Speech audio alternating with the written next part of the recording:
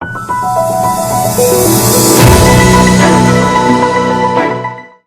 छोटे से शहर के युवक जिनकी ख्वाहिश थी पत्रकारिता के तौर पर प्रसिद्धि पाने की, लेकिन नियति को कुछ और ही मंजूर था और ये पत्रकारिता करते करते फिल्म जगत की दुनिया के पटकथा लेखक और प्रसिद्ध गीतकार बन गए। इन्होंने बॉलीवुड में बहुत सारा लेखन का काम किया है और अभी इनके बहुत सारे असाइनमेंट में काम चल रहे हैं, पर आपको इनसे मिलते हुए इनके व्यक्तित्व में ये सारी चीजें नहीं झलकेंगी। इनका दोस्ताना स्वभाव आपको सहज कर देगा।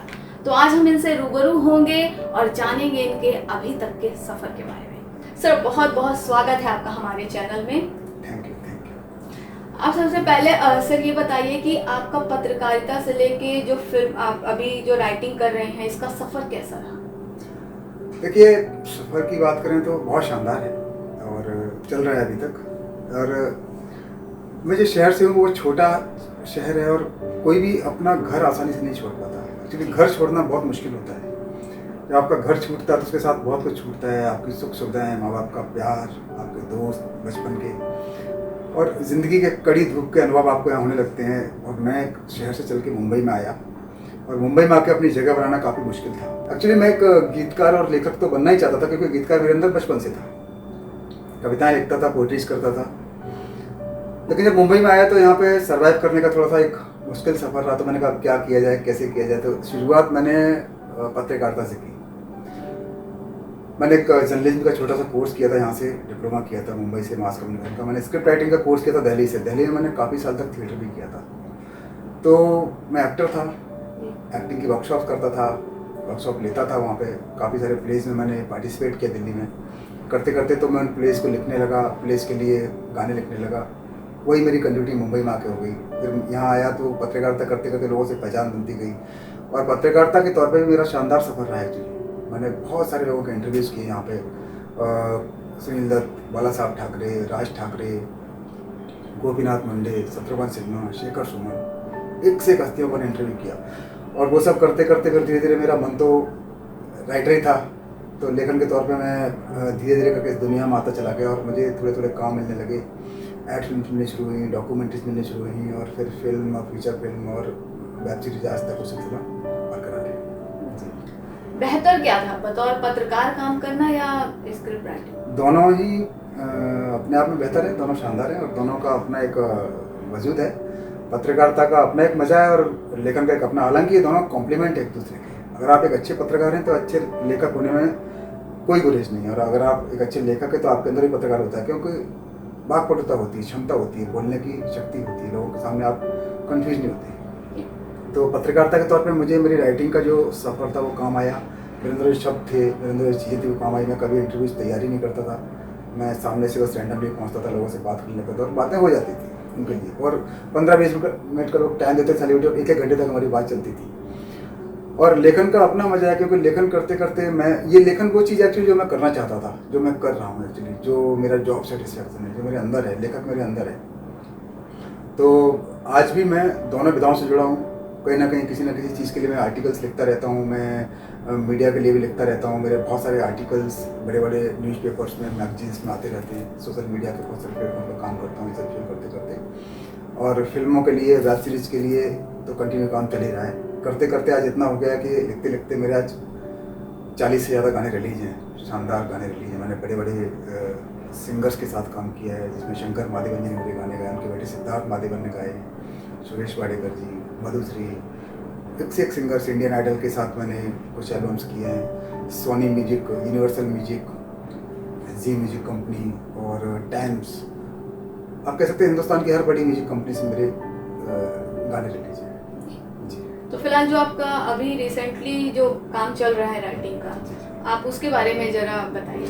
मैं अभी देखिए, अभी मैं इन दिनों फिलहाल देखिए, मैं अभी जो लॉकडाउन था बीते 1 साल में, तो इन दिनों में आपने देखा होगा भारतीय टेलीविजन के रामायण के जो राम है, अरुण गोविल जी, उनसे मेरा जुड़ाव हो गया। एक्चुअली वो उनसे मेरा जुड़ना हो गया, तो वो इतना अच्छा रहा कि उनके लिए मैंने लॉकडाउन के पीरियड से लेकर अब तक कम से कम 30 से 35 वीडियोज़ किए हैं उनके सोशल मीडिया प्लेटफॉर्म पर, और वो बहुत पॉपुलर हुए। कई के वीडियोज़ के 6 मिलियन व्यूज़ हो गए एक्चुअली, है ना। तो वो एक मोटिवेशनल टाइप के वीडियोज, सोशल टाइप की वीडियोस, डिवोशनल वीडियोस, धर्म के लिए, मतलब अलग अलग चीज़ों के लिए वो सब्जेक्ट्स पे काम करते रहे। मैं राइटिंग करता गया, वो वीडियो रिकॉर्ड होते रहे और वो वीडियो पॉपुलर होते चले गए। उसके अलावा अपार्ट फ्रॉम दैट मैं अभी कुछ वेब सीरीज लिख रहा हूँ। 2 वेब सीरीज हैं जो चल रही हैं, इनके लिए मैं काम कर रहा हूँ एज ए राइटर के तौर पर, ठीक है ना। मेरे गानों के कुछ म्यूजिक असाइनमेंट्स हैं वो चल रहे हैं, कुछ फिल्मों के लिए भी गाने मैं लिख रहा हूँ अभी, वेब सीरीज़ के लिए, कुछ म्यूजिक वीडियोज़ के लिए। मैं कुछ एड फिल्म्स भी लिख रहा हूँ, एड फिल्म चल रही हैं, काफ़ी एड फिल्म रिलीज हैं पहले से, वो कर रहा हूँ। तो जिंगल्स राइटिंग, गीत लेखन और स्क्रिप्ट राइटिंग, स्क्रीन प्ले, सब कुछ मिला जुला चल रहा है। पिछले 1 दशक में आपने हिंदी सिनेमा में क्या बदलाव देखा है? देखिए, हिंदी सिनेमा मैं तो 1 दशक से ज़्यादा हूँ एक्चुअली, यहाँ हो गया मुझे। देखिए, बदलाव एक तो क्या होता है कि बदलाव अच्छे भी हुए और थोड़े से मतलब ख़राब भी बोल सकते हैं आप उनको, या बोल दो। अच्छे ये हुए हैं कि पहले जो एक्टर्स के लिए या राइटर्स के लिए या जो भी होते थे, उनको बड़ा संघर्ष करना पड़ता था। मतलब जाके दरवाज़ों पे फ़ोटो छोड़ना पड़ता था, प्रोडक्शन हाउस में अपनी हार्ड कॉपी लेनी पड़ती थी, ऑडिशन जाके देना पड़ता था, काउंट नहीं होती थी। लेकिन अब वो चीज़ें बदल गई हैं। अब आपको सोशल मीडिया आपके हाथ में है, आपके हाथ में मोबाइल है, आपने फटाक से घर में बैठ के कहीं से अपना ऑडिशन क्लिक किया, फ़ोटोज़ निकाले आपने और उनको भेज दिए, सेंड हो गया आपका। तो आपका, और आपके पास बड़ी बड़ी कंपनीज के कोऑर्डिनेशंस और वो कास्टिंग डायरेक्टर्स के आपके पास नंबर होते हैं, प्रोडक्शन हाउस भी आपके टच में रहते हैं, सब कुछ गूगल पे, सब कुछ, दुनिया बहुत मोबाइल में सिमट के आ गई है। तो ये थोड़ा सा आसान हो गया है। और ख़राब तो खैर नहीं बोलेंगे हम, लेकिन ये एक दौर है। बॉलीवुड में एक्चुअली लॉबिंग तो हमेशा चलती रही है, वो तो होता ही है। यहाँ पे क्या ग्रुप काम करते हैं, यहाँ पे क्या होता है कि अगर देखा जाए तो आज भी हर इंसान अपने हिस्से का संघर्ष तो कर ही रहा है। लेकिन हाँ है कि कुछ लोग जो बहुत अच्छे मुकाम पे पहुँच जाते हैं, बहुत बड़े बन जाते हैं या बहुत सारी चीज़ें जाती हैं, तो वो फिर नीचे नहीं देखते हैं, वो भूल जाते हैं अपनी ज़मीन से जुड़ाव भूल जाते हैं। तो जैसे फिर वो एक निदा फाजली साहब की 4 लाइन है ना, यहाँ कोई किसी को रास्ता नहीं देता, मुझे गिरा के अगर संभल सको तो चलो। तो यहाँ पे भी लॉबिंग है एक्चुअली, लोग अपने ग्रुप में काम करते हैं। वो वैसा अगर देखा जाए तो वैसे लोगों को मौका नहीं मिलता है। तो जगह बनाने के लिए बड़ी जद्दोजहद है, बड़ा संघर्ष है। मतलब जो लोग छोटे शहरों से चल के आते थे, जो बड़े बन जाते हैं, वो वही अपनी ज़मीन हकीकत भूल जाते हैं और वो एक ऐसी दुनिया में फिर वो अपने आसपास के लोगों के साथ ही काम करना चाहते हैं। एक्चुअली कितना भी कह लो, कितना देखो, नेपोटिज्म से भी ज़्यादा खतरनाक होता है ग्रुपिज्म, जो यहाँ पे है, जो इन दिनों कुछ ज़्यादा बड़ी है एक्चुअली। जी जी, एक्चुअल में बॉलीवुड में जो ग्रुपिज्म है ग्रुपिज्म, वो हाँ, ज्यादा हो गया है। नेपोटिज्म तो देखो, नेपोटिज्म का यहाँ कोई सरोकार, नेपोटिज्म को मैं इसलिए कुछ नहीं मानता हूँ क्योंकि नेपोटिज्म कोई काम ही नहीं करती। क्योंकि तो आपको मतलब क्या लगता है कि कहाँ तक सही है ग्रुपिज्म? ग्रुपिज्म बहुत डेंजर है एक्चुअली। लोग अपने अपने ग्रुप के साथ काम करते हैं, डायरेक्टर्स हैं वो अपने ग्रुप के साथ काम करते हैं, म्यूजिक कंपोजर्स अपने ग्रुप के साथ काम करते हैं, उनके अपने लिरिसिस्ट हैं, उनके अपने अरेंजर्स हैं, प्रोग्रामर्स हैं, उनके अपने स्टूडियोज़ हैं जो उनमें ही काम करेंगे। डायरेक्टर्स हैं वो उनके अपने स्क्रिप्ट राइटर्स हैं, उनके अपने प्रोड्यूसर्स, मतलब पूरा एक लॉबिंग है। मतलब बड़े बड़े ग्रुप हैं तो अपने सर्कल में काम कर रहे हैं। तो उसमें क्या है कि आप चुनिंदा लोग जो हैं वो काम कर रहे हैं एक्चुअली, लेकिन बहुत बड़ी भीड़ है यहाँ पे, करोड़ों लोग जो बैक ऑफ कैमरा जो इनकी रोजी रोटी चलती है, उन लोगों को काम मिलना बहुत मुश्किल होता है, जद्दोजहद उनके लिए काफ़ी। तो मुझे ये सिस्टम बुरा लगता है। देखो, मैं अपनी बात करूँ तो मैं तो मुझे जहाँ कहीं भी लगता है मैं लोगों को रिकमेंड कर देता हूँ, जहाँ जिसकी ज़रूरत होती है। राइटर होती है मैं राइटर को रिकमेंड कर देता हूँ, जहाँ भी लगता है कि मैं अगर किसी और चीज़ में बिजी हूँ तो मैं किसी और को आगे कर देता हूँ। तो ऐसे मेरे साथ कई एग्जाम्पल हैं, मेरे दोस्त भी जानते हैं कि लोग बोलते हैं कि बहुत मैं हेल्पिंग नेचर का बंदा हूँ। जब भी जो कभी ऐसा मौका आता है तो मैं कर देता हूँ।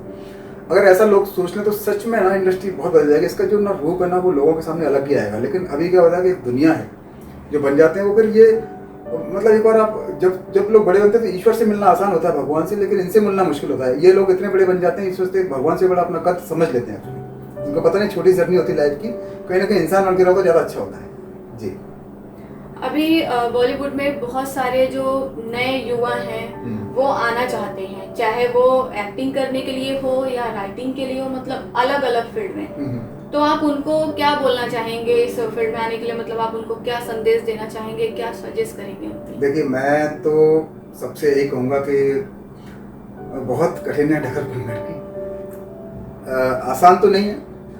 लेकिन सबसे बड़ी चीज़ है कि आप जिस फील्ड में हैं, आप जो बनना चाहते हैं, आप जो बनने जा रहे हैं, आपके पास वो स्किल होना जरूरी है। आप स्किल होना चाहिए सबसे पहले।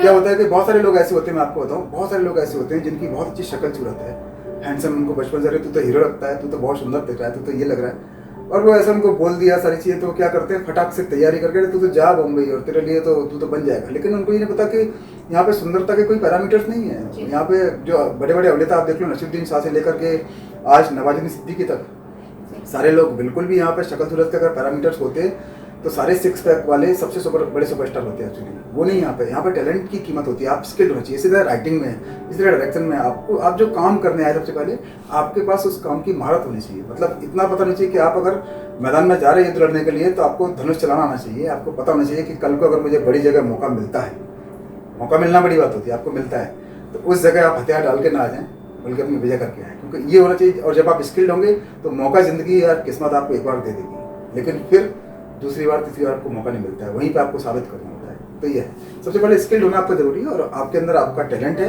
आइए अपनी मुकद्दर तो किस्मत तो होती है, बहुत बड़ी चीज़ होती है, क्योंकि यहाँ पे गधे बजीरी भी खा रहे हैं एक्चुअली किस्मत की दम पे ये भी है। लेकिन टैलेंट को भी धीरे धीरे मकाम मिलता है। और खुश रहिए, मतलब अपनी लाइफ में जो कुछ मिल रहा है उससे सेटिस्फाई रहिए। ठीक है, कोई बड़ा है कोई छोटा, चलता है, लेकिन आप काम कर रहे हैं, ये बड़ी बात है। ये बात तो सही है कि मेहनत करने वालों की कभी हार नहीं होती। जी, जी। और टैलेंट कहीं ना कहीं दिखता है। जी जी।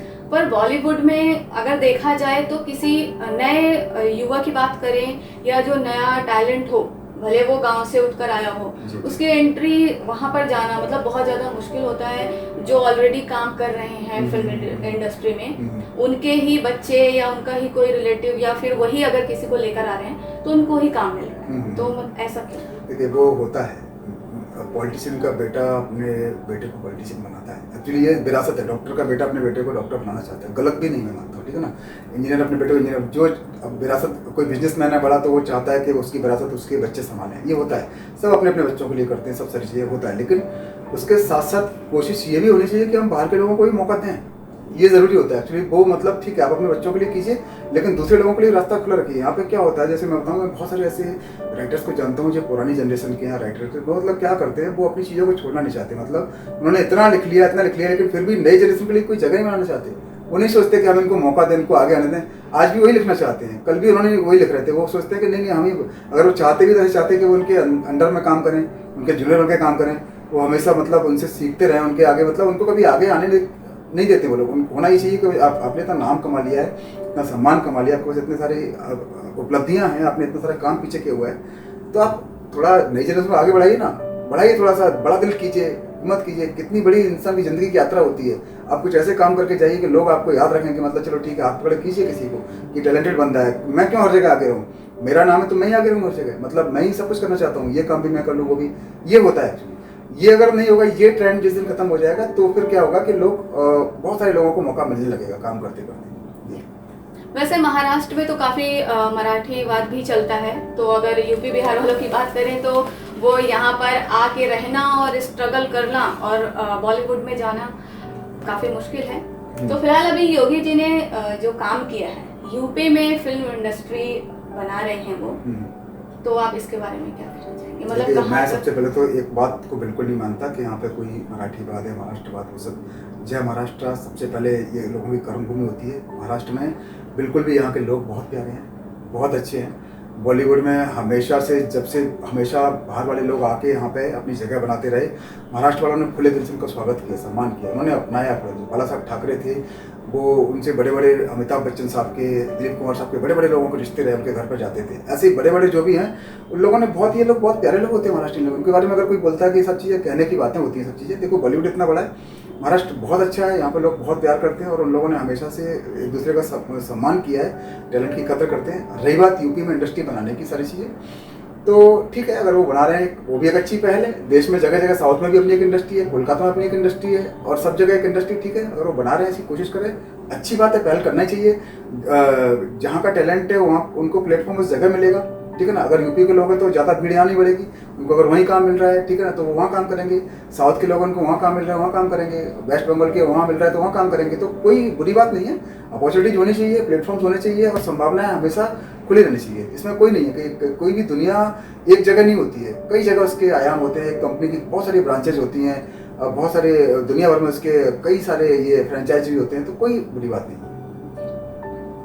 आप सर कविताएं काफी अच्छी लिखते हैं, तो मैं चाहूंगी कि जाते जाते आपकी कविता सुन ली जाए। जी, कविताएं तो कविता तो मेरा पहला शौक है, मेरा प्यार है। मैं अक्सर अपने फेसबुक प्लेटफॉर्म पे या सोशल मीडिया से कहीं ना कहीं कविता ले, और मेरे दोस्त भी जब मैं बैठता हूँ कहीं तो वो कुछ ना कुछ सुनने का आग्रह जरूर करते हैं। तो एक कविता है जो मैं सब लोगों को सुनाना चाहूँगा, जो 4 लाइनें हैं एक्चुअली, जो हम सब के लिए, हम सब दोस्तों के लिए, माँ बाप के लिए, लोगों के लिए, रिश्तों के लिए, जो हमसे बिछड़े हैं उनके लिए 4 लाइनें हैं ये कि फिर किसी मोड़ पे मुझसे मिलने की कोशिश करना, फिर किसी मोड़ पे मुझसे मिलने की कोशिश करना, पूरी हो सारी अधूरी ख्वाहिशें कोशिश करना। और शुरुआत कहीं से भी हो पर सही हो, शुरुआत कहीं से भी हो पर सही हो, और बात कोई भी ऐसी जो हमने कभी कही हो, आप उस बात को अपने अंदाज में कहकर, और दूर होते हुए भी मेरे पास में कहीं रहकर, अपने एहसास में मेरे जज्बात भी शामिल करना, फिर किसी मोड़ पर मुझसे मिलने की कोशिश करना। वाह sir, thank you so much. आपने अपना इतना कीमती समय दिया, उसके लिए बहुत बहुत धन्यवाद। Thank you so much.